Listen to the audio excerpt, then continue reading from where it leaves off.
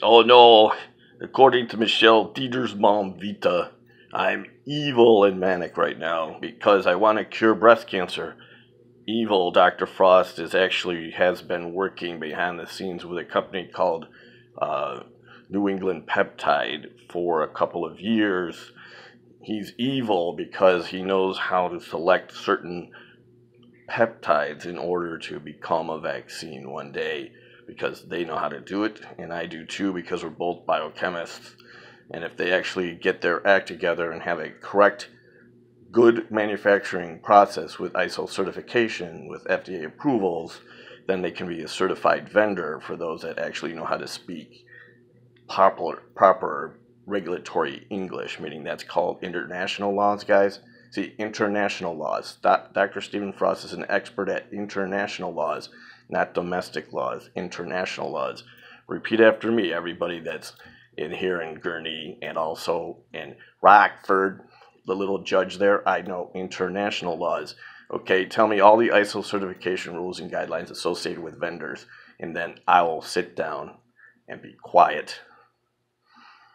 Duh. Steve doesn't have his act together, really. I know exactly what I'm doing, and I know exactly how to do it. I'm sitting having a good time and laughing at everybody that thinks that I'm running around with my head chopped off.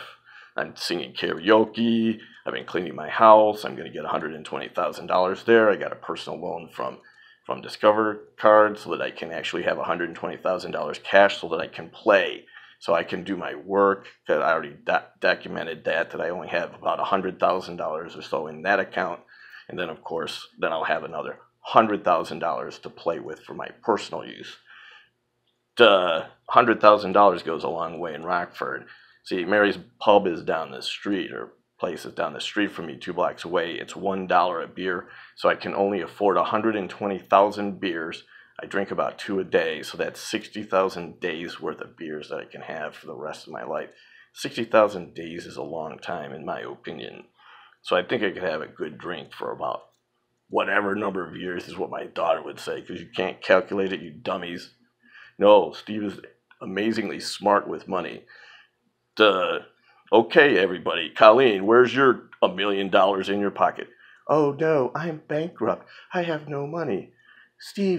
He's manic because he's got $1 million. No, Colleen, no. People with mania never get $1 million because they don't know how to use the money properly, Colleen. You can't.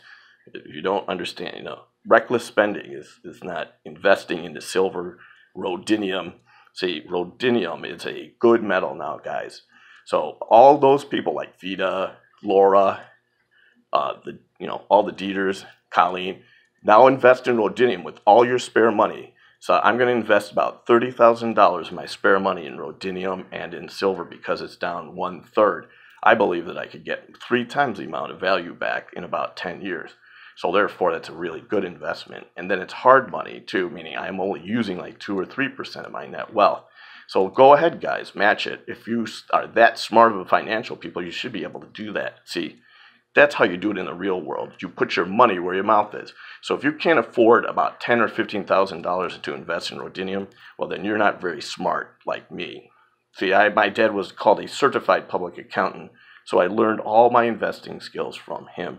And my taxes are actually minus $200,000 this year, meaning I don't have to pay federal taxes either. Duh. And I haven't paid a lot for Social Security because I'm not working. See, when I was working at Walmart, I had to pay Social Security. But other than that, all the rest of it, I don't have to pay Social Security either, for those that actually understand what tax laws are. You don't want to pay Social Security and Medicaid if you can help it, because it only takes out like 40% of your income. Only people who work are dumb. People that work by themselves and own companies like Frost Laboratories Incorporated, they're smart because I hire people like you and Vita and Laura and others. See, the president of a company hires other people. See, I'm the president. I have extra money. I hire people. I hire them. I don't work for them. I hire them.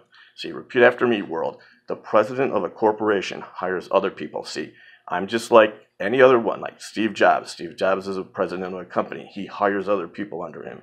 Repeat after me. Dr. Stephen Frost has a large corporation that had only made $400,000, which is not bad for a small company. Then he hires people like lawyers. See, I hire lawyers.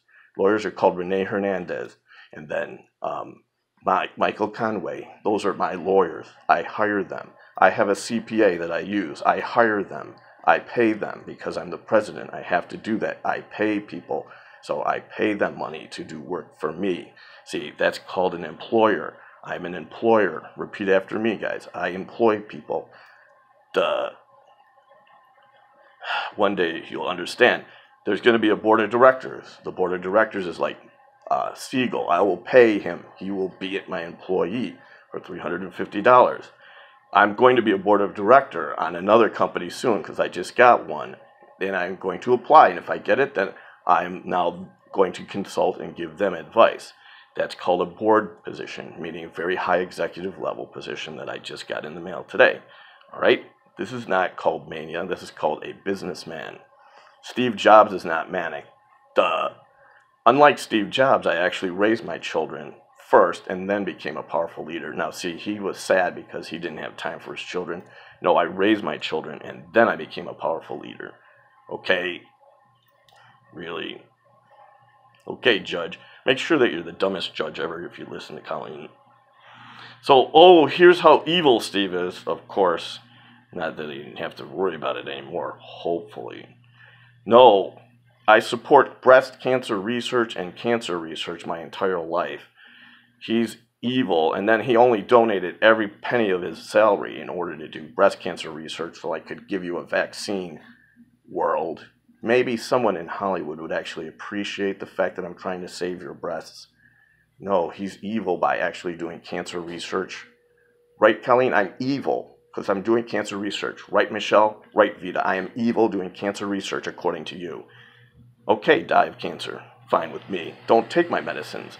So don't buy any Frost products ever again because, you know, that's dangerous for you because it could cure you of a disease. Evil. So there it is.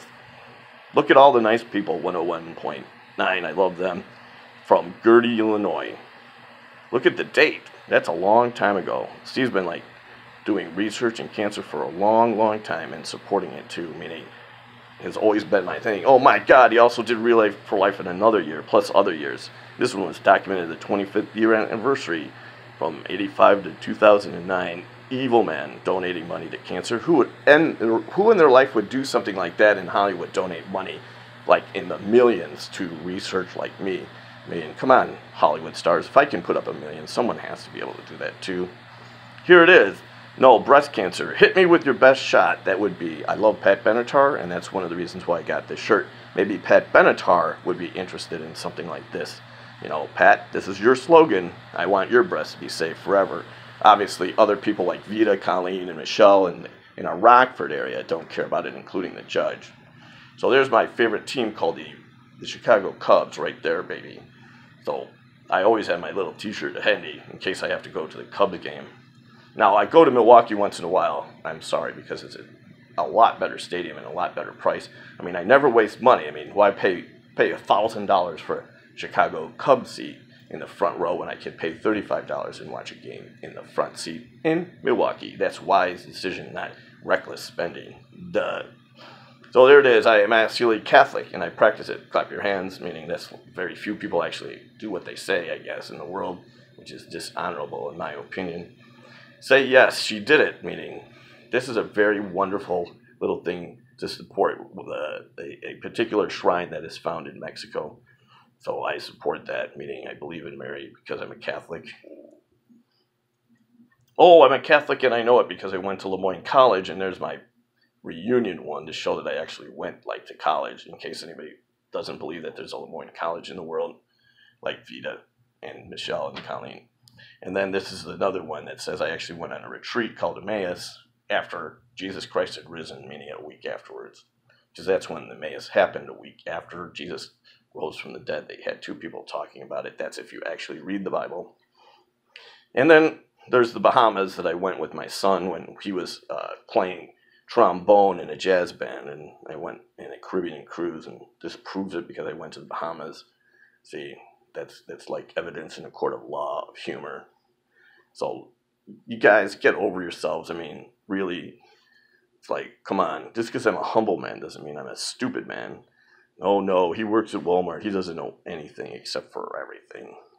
The humblest man, according to Jesus Christ, is the most powerful leader. Duh, because he listens to all the people all the time, not just the ones that he likes.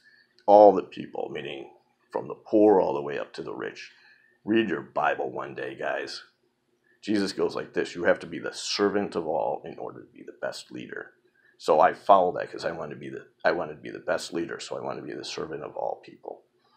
Really, it's that easy. I mean, who do you think Abraham Lincoln started with? He didn't start at the top. He went from the bottom up. So please, remember, you can't lie if you're a president, because that's called breaking the 10 Commandments. If you believe in God, G-O-D, you can't lie. That would be a sin, especially if it's intentional. Being stupid, who cares? Stupidity is an old direct lie. No, if you go, I intentionally lie, bam, you're dead. So please, if I run for president, which I am, I don't care about winning or losing because it's how you play the game. Meaning, I'm an honest man. I'm a pretty brilliant scientist. I know a lot about finances because of my dad. And then I know how to do statistics, so I can rip through any type of fraud. So who cares? It's just $22 trillion debt that could be wiped away if I actually had a chance. But nobody cares about that because it's just negative gazillions of dollars that nobody really cares about anymore because it's just not real. Gazillion debt.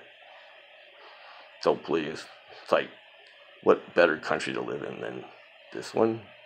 The one that actually says that I'm a problem because I'm actually a nice guy and I have a lot of money because I follow God's law. No, you're evil because you actually believe in Jesus Christ. You're evil. No, that would be the wrong man to listen to. See, he's the opposite of the good guys. See, the good guys follow me. The evil people follow against me. Duh. So remember, if I'm in perfect communion with God, according to the Catholic Church, then anybody who hates me hates God. Duh. It's called the Bible. Remember, it's called the end of time. Matthew 25. If you are enemies of the least of my brothers, Christians that are full communion with God, then you're an enemy of God. And you're a goat. If you love Steve because he's a good Christian, well, then you love God. You can't hate Steve. That would be bad for your soul. See, that's the way it works in the real world. Every generation. If you hate Mother Teresa, then you hate God. If you hate the Pope, you hate God. If I hate one person on earth, then I hate God. You enforce the laws because you swore to uphold the law. Then you follow the laws. That's why you write just laws. And then you follow them to the letter. The punishments are there for a reason because you wrote it, not me. Everyone else writes laws, then you follow your own laws. So when I judge based on your laws in the United States. Period. So please change your laws if you want just laws. That would be good. Otherwise, you get what Colleen's going to get, which is what she deserves based on the laws today. So if she commits perjury, whatever those laws to the maximum is what I'm going to use. And I'm going to use my lawyer, Renee Hernandez, in order to do that. It's that simple. Follow your own laws. So Colleen stole money, breach of contract. That was a pledge that is given called a check to her checking savings account, which is traceable. So you don't even have to worry about that again. Meaning, really, I have to do all of this evidence for nothing. Laura, the hearsayest of the world. No, you can't prove anything called a receipt in a savings account. Does anybody have a brain in America anymore? See, when money changes hands, that concludes a contract. No money changes hands in America. There's no contract. Once I gave her $1,000, then the contract is active, no matter verbal or not. Same thing with Next Gen Sciences. I gave him $100,000. He shook hands. The money changed hands, and therefore all of it is mine legally. He has no defense. Therefore, all of it, Next Gen Sciences, is my property, and all the intellectual property is mine. So that's it. You can't break a contract because the money has changed hands. Otherwise, you are a scammer. Scammers are those that take money and then they break the contract right away. Colleen is a scammer or a defrauder by definition because she said, I love you, and then she stole my money, and then she set me up to look like I was manic. That is called a scheme or a scammer. So please, that's why I didn't want to even be near her, because she's scamming me. Duh. You stay away from scammers. See, if I go to the police all the time because they're not scammers. I go to the VFW because they're not scammers. I don't want to ever see scammers like Colleen again. See, scammers break their word, steal money. See, scam. See, those are internet scams. They call up and they say, take your money, and then they give you nothing in return. Scam. Colleen said she married me, and then she broke it and said, no, I'm not really married to you. That's a scam. She scammed me, meaning she made me think that she really was married to me, and she wasn't intending to do that. That is a scam. Okay, scamming. All right, make sure you understand what scamming is now. That's a scam. If she really meant her vows, she would have worked with me to do it and not cut communication. Only scammers do that. I've had scammers like that called on Matchbox from Ghana. And everybody says scammers are there. No, I actually have a real girlfriend from Ghana that's not a scammer. No, Colleen is a real scammer. I don't love you anymore. I take your rings off, throw them down. Meaning she did it on her own. And then she left, and then she said I was the problem. Right. Scam.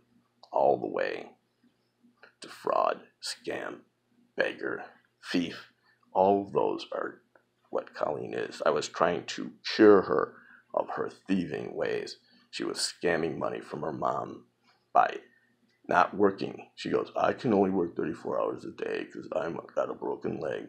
And I can sit in my bed all day long talking to Michelle for hours, but I can't go and work an extra 5 hours to make my balance. But I said, get off and get a job called a paralegal. No, I can't do it because I can't type. Here's a computer to type. She didn't type. Scam. She scammed her mom. This is for your mother, Colleen. You scammed your mother.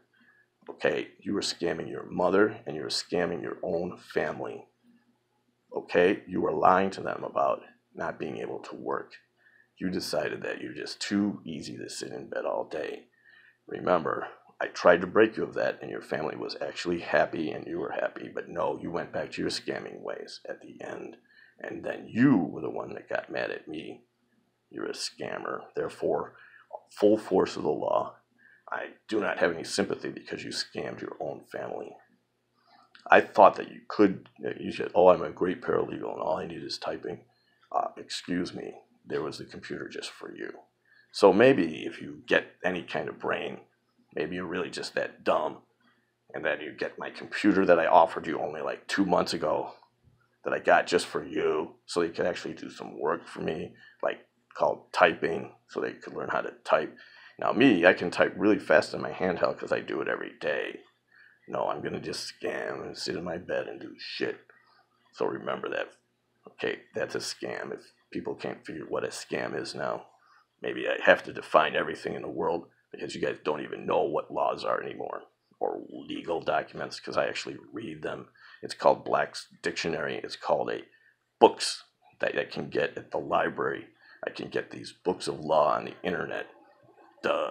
No, Steve doesn't know what an internet is. He doesn't know how to look at search. He doesn't know how to go www.pubmed.com to get tons of research in an hour. He doesn't have a LaserJet printer that prints it 1,000 pages a minute to an hour so that it can actually print out all these legal documents and shit like that. He doesn't have legal documents up the wazoo here which he can fill out called resolutions and stuff like that. See, he doesn't know anything about the law.